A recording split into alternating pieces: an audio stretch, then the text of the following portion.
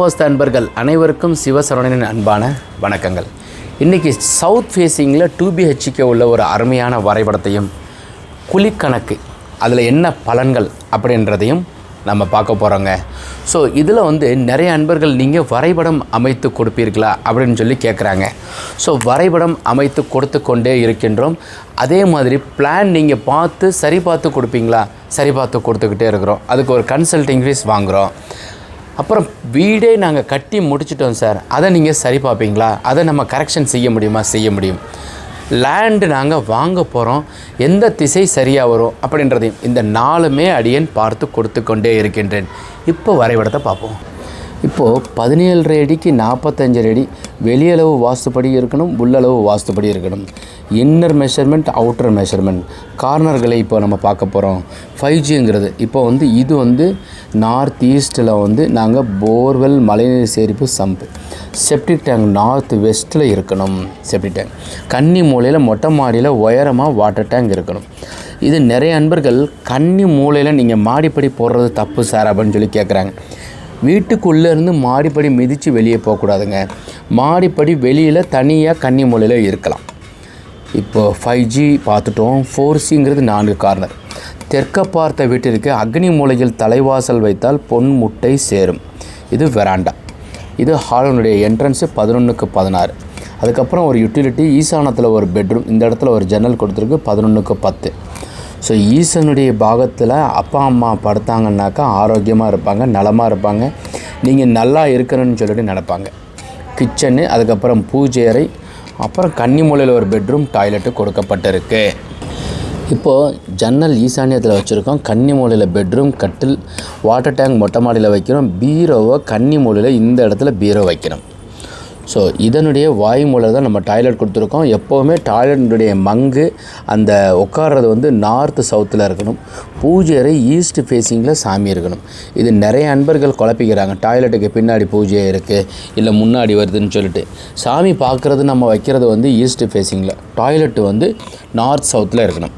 So பிளானை பார்த்துட்டோம். 3R ரிஷபராசிக்கும் கன்னிராசி மகர ராசிக்காரர்களுக்கும் 9ஆம் தேதி 18ஆம் தேதி 27ஆம் தேதி பிறந்தவர்களுக்கும் ஜாதகத்தில் செவ்வாய் ஆட்சி உச்சம் பெற்றிருந்தால் தாராளமாக தெற்கு திசை மனை வீடு தொழிற்சாலை யோகத்தை கொடுக்கும். இப்போது இந்த KJC 10ங்கிறது நம்ம பார்த்துட்டோம். 99 குழிங்க. ஸோ இதில் 11 பொருத்தத்தில் 9 பொருத்தம் நலமாக இருக்குது. ஐப்பசி மாதத்தில் 24, 25, 27. அதுக்கப்புறம் 8ஆம் தேதி 10, 11, 15ஆம் தேதி ஐப்பசி மாதத்தில் நல்லா இருக்குது. இதெல்லாம் ஆங்கில மாதம். கார்த்திகை மாதம் இந்த 11ஆவது மாதத்தில் 21, 24, 25. அதுக்கப்புறம் 12ஆம் மாதத்தில் 1, 2, 6, 8, 9, 10, 11. பெரும்பகுதி 8ஆம் தேதி கிரக பிரவேசம் செய்வதை தவிருங்க. வாஸ்து பூஜை செய்யலாம், வீடு மாறலாம், வீடு வாங்கலாம், வீடு குடி போகலாம். ஸோ இந்த நாட்கள் நீங்கள் செயல்படுங்க. சென்ட்ரிங் போடலாம், நில வைக்கலாம். ஐப்பசி மாதம் 11ஆம் தேதி 7:45 to 8:18 வாஸ்து பூஜை செய்யலாம். ஜீவன் நேத்திரம் நல்லா இருக்குது. அஷ்டமி 9, 19 தாங்க வருது. ஐப்பசி மாதம் நல்ல நாள். அதனால் தாராளமாக பிளானை அமைங்க. இப்போவே அமைக்க ஆரம்பித்தா தான் ஐப்பசி 11. ஐப்பசி 11ங்கிறது என்ன ஒரு விசேஷமானதுன்னா, வியாழக்கிழமை, அதற்கு அடுத்த வியாழக்கிழமை தீபாவளி. ஸோ அதனால் ஒரு அருமையான நாள். எல்லாரையுமே அப்பா அம்மா தாத்தா பாட்டி எல்லாருமே கூட்டி போய் வாஸ்து செஞ்சுட்டு வாங்க. அதுக்கப்புறம் தீபாவளி கழித்து கட்டட வேலையை துவங்குங்க. அஷ்டமி ஒன்றும் வரலைங்க. 24/11/2021 கார்த்திகை 8.